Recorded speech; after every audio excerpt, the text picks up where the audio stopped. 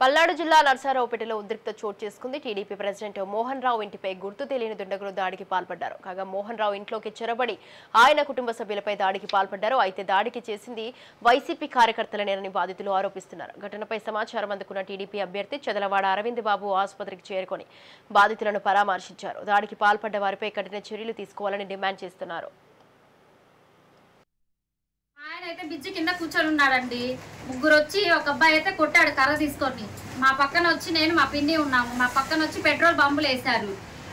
మళ్ళీ ఇక్కడికి ఇంట్లోకి వచ్చి కుర్రోళ్ళు మా పిన్నిని మా తమ్ముడిని కొట్టారు. మా ఆయన బాత్రూంలో ఉన్నాడేమోనని ఇల్లు ఎత్తుకున్నారు పక్కన కొట్టడానికి. వాళ్ళు వైసీపీ వాళ్ళేమో వైసీపీ వాళ్ళు. తెలియదయ్యా, ఆడపిల్ల ఇంట్లో ఆడపిల్ల అమ్మ కూడా పిల్లగాడు కూడా చిన్నోడు. పిల్లగాడు తల్లి ఇంట్లో ఉంటే జ్వరపడి కర్రలతో కొట్టారంట. అది కూడా మాకు తెలియదు అసలు.